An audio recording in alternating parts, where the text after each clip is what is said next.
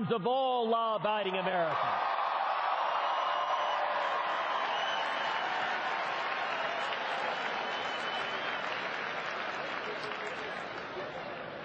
Instead of a government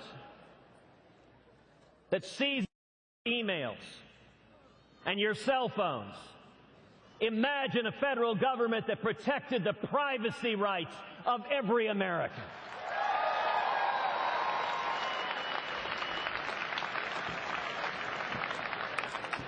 Instead of a federal government that seeks to dictate school curriculum through Common Core.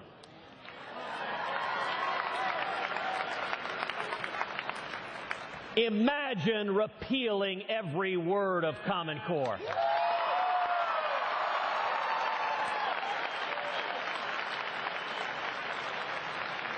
Imagine embracing school choice as the civil rights issue of the next generation.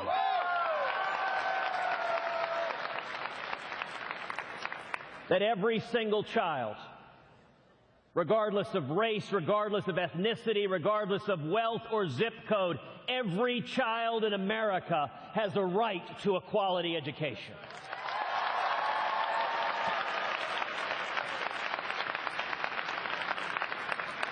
And that's true from all of the above, whether it is at public schools or charter schools or private schools or Christian schools or parochial schools or home schools.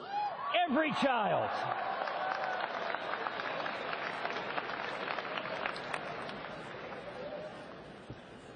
Instead of a president who boycotts Prime Minister Netanyahu, imagine a president who stands unapologetically with the nation of Israel.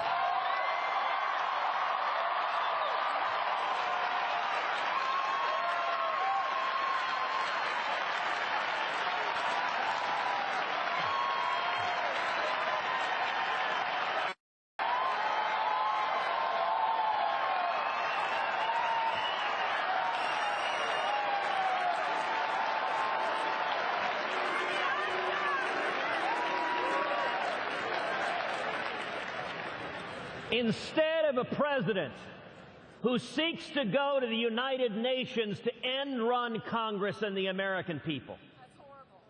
Imagine a president who says, I will honor the Constitution, and under no circumstances will Iran be allowed to acquire a nuclear weapon.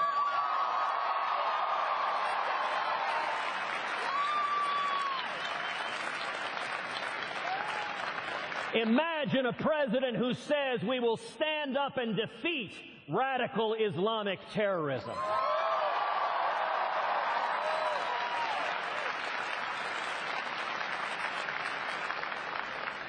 And we will call it by its name.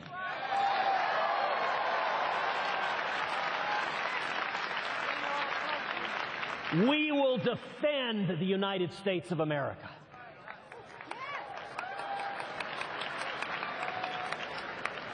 Now, all of these seem difficult. Indeed, to some, they may seem unimaginable.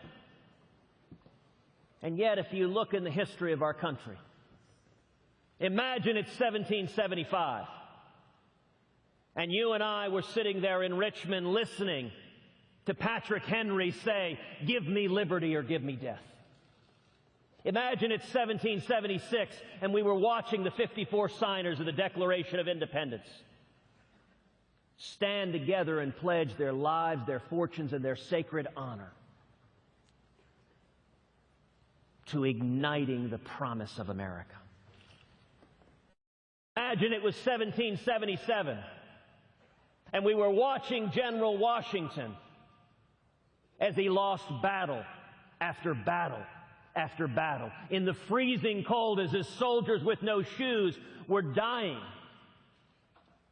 fighting for freedom against the most powerful army in the world. That too seemed unimaginable. Imagine it's 1933, and we were listening to President Franklin Delano Roosevelt tell America at a time of crushing depression, at a time of a gathering storm abroad, that we have nothing to fear but fear itself. Imagine it's 19